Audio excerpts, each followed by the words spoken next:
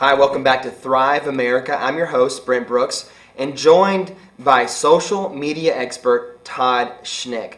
Todd, we've seen each other off and on online, and as you can probably see, I'm becoming a fan of Facebook. And you see me on Facebook, and I'm on there, and I'm chatting with people, and I've built up my picture portfolio and my video library, and I'm connecting with people, so I feel like I've really got that mastered. Then all of a sudden, here comes this thing out of nowhere called Twitter.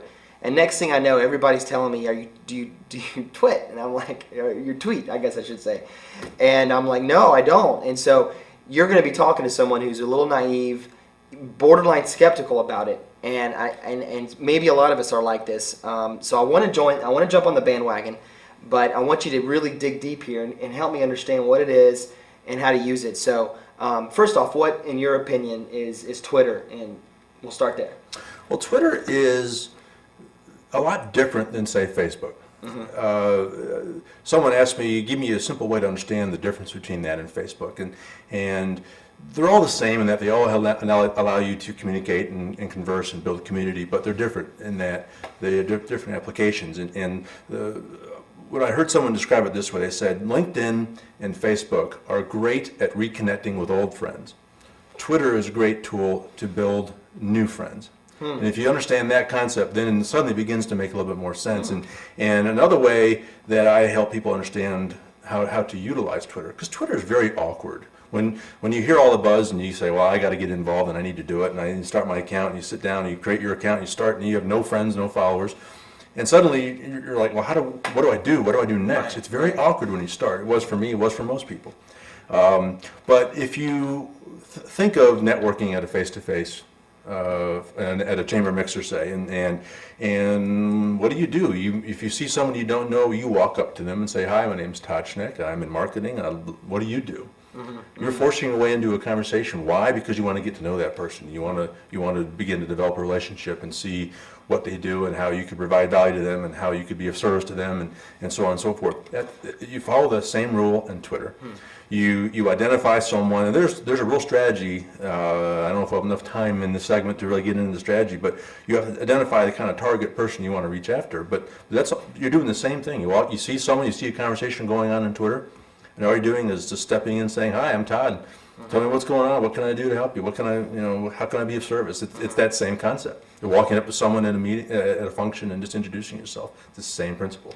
It seems like with Facebook, I can search my friends. I can search for people. It seems a little bit easier to navigate. Let me tell you why it is. Because there's 175 million people on Facebook, and there's not even 10 million on Twitter. Mm-hmm. So it's the fastest growing social media tool out there, but in terms of the universe of people on it, it still dwarfs in comparison to Facebook. And that's one of the reasons why it's easier to find friends on Facebook, because there's more people there. Mm-hmm. But the search capability of Twitter, and that's not really its function. It's meant to be a way to get to know people. And so if you go into it with that understanding, it begins to make a little bit more sense. Mm-hmm. And finding new connections and finding friends is a different concept than trying to connect with some high school friends on Facebook. Mm-hmm. Well, I like the analogy of that you made about how Twitter is more about making new friends. So you mentioned here not about you. What do you mean by that principle? Is it not about you? Does that mean it's more about the person you're talking to in a universal networking principle? It is. That's the same concept as if we talked earlier in the first segment about going up to someone at a networking function saying, "Hi, I want to sell you a widget." Mm-hmm. If you do that same thing on social media, and especially on Twitter, that's not necessarily looked upon favorably by that Twitter community, because it is about sharing, it's about conversing, it's about dialoguing. It's about interacting with the community, and if you just go into Twitter and start promoting your blog posts and pushing your books, mm-hmm. and you'll have some degree of success because there is some community out there that will be interested in that material. But if it's all about you, Twitter is not going to work for you. Mm-hmm. Just like if you will go to a networking meeting and you're just pushing a product, it's not going to work for you. You might connect with someone who may need that product. That's going to be few and far between. It's about a community, about a conversation, about a dialogue, it's about building community. Can you give me a tip on, like, on my Twitter? It's like I just, like you said, it's awkward. Can you give me a little bit of advice on where are my friends? Is there a search capability for Twitter? There certainly is a search capability, but it's different than, say, plugging in your best friend from high school, and because it's just easy. And the same applies to LinkedIn. It's easier to find those kind of people. Twitter's not really set up that way. It's constantly evolving and it's changing, and we'll, that may become easier. And certainly, as more people get on it, it will be easier to find more familiar connections. But for me, a strategy is twofold with Twitter. Is I'm trying to build a relationship with the marketing community for two reasons. One, I want to find people to spread the wealth about my thought leadership and promote my material, but also I'm looking for joint venturing opportunities and helping each other out. But my main strategy is connecting with small business people, and so you just have to go through that community, and you'll find people and you'll connect with people you identify as a target audience, and you just become friends with them. So is your strategy to find them on Twitter first and then talk about their company, or do you go to the company first and then figure out what their Twitter account is? Well, more and more people are getting on Twitter, and so more and more websites are saying, find us on Twitter here. But for me, it's about just finding people and searching, and you can search by geography, you can search you can put in keywords. And so, when I first got on Twitter, I didn't know how to start, and so I said, well, I want to build a relationship with people in the marketing field. And so I just put in this search word marketing, and you just get a list of everybody who's in marketing, and you can then begin to follow people. And then as you follow people, you begin to observe their conversations, and you just kind of muscle your way into those conversations and get to know people. Oh, so okay, I think I got you. So I can type in, say, video production, and Absolutely. I can get people that are interested in that. Or you can search by geography. I'm also trying to build a community in Atlanta, so you just key in Atlanta, and you can do search by 25 miles out of Atlanta, 50 miles out, 100 miles out, and you can begin to just build a community of people in your local geography too. In your region. And then you said, like, if I'm following somebody, then I can muscle my way. That means if I put a status update, if I'm following somebody, they're gonna see my status update. Yes, does that mean they're following me? Does that make sense? They don't necessarily have to follow you back, but the community is such that people are trying to get to know people. And so if you follow someone, then chances are they're going to follow you back because the goal for most people participating in that tool are trying to get to know people. And so chances are, if you identify someone that you think is a good fit and someone you ought to get to know, most likely they're going to respond in kind.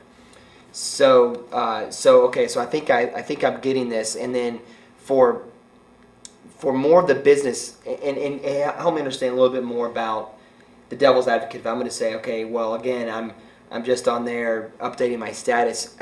Can you give us some tips on how to do that? Like, how do you update your status? In other words, I've seen some people update their status, and they're like you're saying, oh, look at my blog.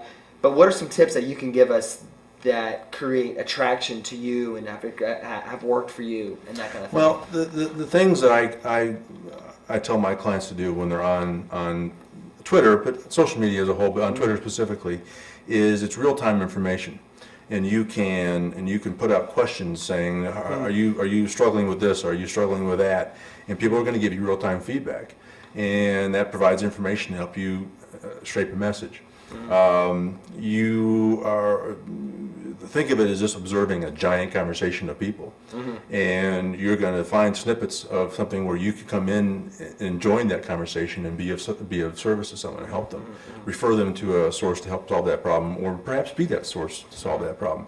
The other great thing about social media, but Twitter specifically, is it allows you to listen to the chatter and talk about perhaps your company. And so Comcast is a good example of someone who's really utilizing Twitter to their advantage.